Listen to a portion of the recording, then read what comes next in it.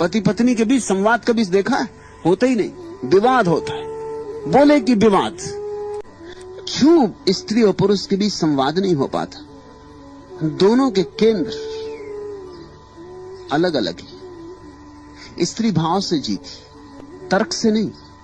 पुरुष तर्क से चलता है, विचार से चलता है, गणित से चलता है। एक पति पत्नी झगड़ रहे थे, पति ने कहा बैठो, बैठ के शांति से विचार पूर्वक बात करें। पत्नी ने कहा कि रहने दो, विचार पूर्वक बात नहीं करनी, क्योंकि जब भी विचार पूर्वक मैं बात करती हूं मैं हार जाती। सीधी बातें होने दो, विचार इत्यादि को बीच में लाने की जरूरत नहीं, क्योंकि विचार से मुझे सदा हानि होती। पति सदा चाहता है कि विचार पूर्वक बात हो, शांति से बैठो, तुम अपनी कहो मैं अपनी कहूं, विचार पूर्वक निर्णय करें। विचार पूर्वक निर्णय में स्त्री हार जाती। स्त्री विचार पूर्वक निर्णय होने नहीं देती। तुम विचार कर रहे हो, वो रोना शुरू कर देती। अब कोई सामने बैठ कर रो रहा हो, विचार कैसे करोगे? तुम विचार कर रहे हो, वो चीजें तोड़ना फोड़ना शुरू कर देती। अब कैसे विचार करोगे?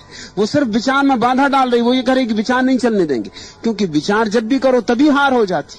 वो भाव को बीच में ला रही। वो जो आंसू है भाव है, वो जो चीजें पटकना है वो भी भाव है। वो तुम्हें उद्विग्न कर रही, वो तुम्हारे मस्तिष्क से कह रही उतरो नहीं। ये कोई गणित का सवाल नहीं है, ये पति पत्नी का संबंध है। इसमें हिसाब किताब नहीं चलेगा। चलाओ दफ्तर में हिसाब किताब।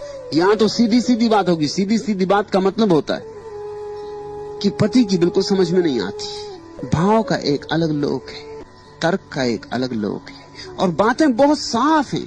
अड़चन इसलिए पैदा हो जाती है कि हमें बचपन से कभी साफ साफ बताया नहीं जाता, स्पष्ट नहीं किया जाता। हमारे विद्यापीठ हृदय को कोई ध्यान नहीं देते। सम्यक शिक्षा कभी अगर होगी दुनिया में तो हम लोगों को बुद्धि को निष्णात करने की कला तो सिखाएंगे, हृदय को निखारने की कला भी सिखाएंगे। इतना ही नहीं, हम उनको ये भी समझाएंगे कि कब हृदय में उतरो, कब बुद्धि में जाओ, कहां किसकी जरूरत है। जब दुकान पर बैठे हो, बाजार में काम कर रहे हो तो एक बात, जब घर आए हो, अपने बेटे से बात कर रहे हो या अपनी पत्नी से बात कर रहे हो तो दूसरी दुनिया है। यहां उपकरण हृदय का काम आएगा। जब परमात्मा के सामने मंदिर में झुके हो तो यहां तर्क इत्यादि को हटा दो, यहां भाव की तरंगों को उठने दो, यहां प्रार्थना के स्वर गूंजने दो, यहां प्रेम आए और तुम प्रेम में दीवाने हो जाओ, तो ही प्रार्थना सार्थक होगी।